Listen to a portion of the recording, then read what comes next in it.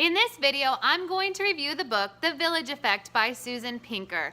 By the end of this video, you'll know why I picked up this book, my main recommendations, and whether or not you should add it to your own bookshelf. I'm an experienced teacher, and I'm also a mom who's read hundreds of books. I originally downloaded The Village Effect because I noticed my students were becoming screen zombies in my classroom.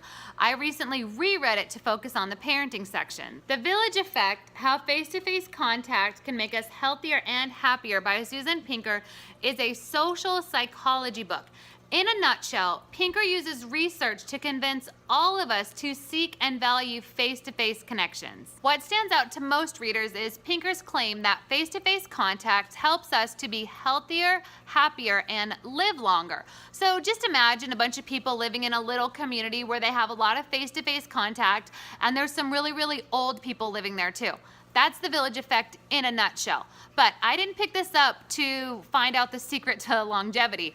I picked it up because I wanted to learn more about the effects of screens on my student. Pinker begins this section by focusing on childhood. She talks about screens, but she doesn't go to where people normally go when they talk about screens. She doesn't talk about what they're looking at on the screens or the lack of physical activity that takes place while kids are engaged in screen time. Instead, she says the concern is what kids aren't getting when they're looking at screens. And the biggest thing they're not getting is face-to-face contact with adults and with other kids. As a result, kids are not getting the main benefits of the Village Effect. They're not getting health and they're not getting happiness. And they're not developing strong language, critical thinking, and social emotional skills. Next, Pinker directly addresses devices in schools, and her findings matched one of my original concerns. So when kids first get devices, they're really excited and their happiness increases because they have something new and exciting. However, over time, research actually shows that kids' happiness decreases by owning a device, especially the students who don't already have really strong face-to-face social connections. Additionally, she argues that one-to-one rollouts for non-teachers, that's putting the device in the hand of each student. Anyways, she argues that one-to-one rollouts actually decrease reading and math scores.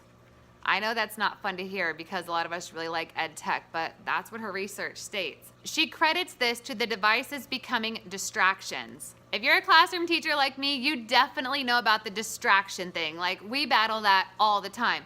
However, if you think back, especially those of us who've been in the classroom for a few years, and think about it, the happiness thing does make a little bit of sense. That's what initially started taking me into my zombie-like reflection, was the observation that my kids were becoming more and more withdrawn and unhappy. If you're someone who's not in the classroom, like an ed tech leader, you may not see this because you're not the ones in the trenches battling against the distraction, and you're not the ones in tune with the socially emotional pulse of the kids. We're the ones in the classroom actually battling for attention against music, movies, social media, and of course, games. Fortunately, Pinker concluded this section with a statement that helped me to feel relieved as a teacher. Here, I'll read you what she wrote. Ready? She said, "Face-to-face contact with a skilled teacher for even 1 year in a child's life has more impact than any laptop program has had so far." So there is hope. This reminds me that I need to always focus on face-to-face relationships in my classroom and encourage other teachers to do the same. Also, it feels good to hear that as a teacher, I'm more valuable than any tool or textbook or curriculum or anything else my district may throw into my classroom. The first time I read this book, one little part really jumped out at me. Pinker talked about mirror neurons, which I'd heard of before. That's when our brains copy the brains of people that we're observing. But she gave an example of a parent making faces at a child and that child copying the parent. Watch this.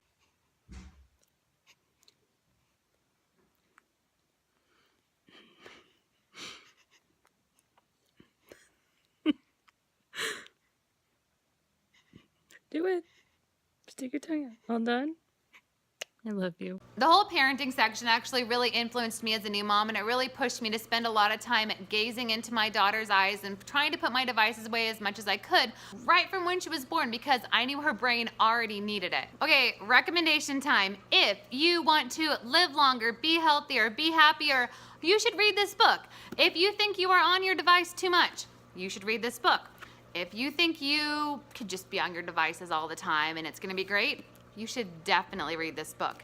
If you make a living putting screens in front of children, maybe you shouldn't read this book.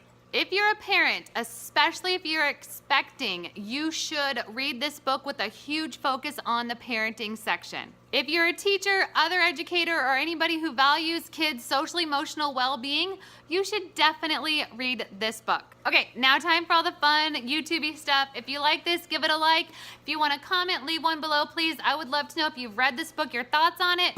I also just want to hear your thoughts on the village effect. Like, do you think that that affects your life? Do you need humans in your life? If you really like this, please hit subscribe so you don't miss any more of my book reviews or anything else about teaching and education. Also, if you're an educator or a parent who thinks the village effect is a serious thing, please share this video with other people. Down below, I also have my social media contacts so we can be friends. Thank you so much for watching. Bye.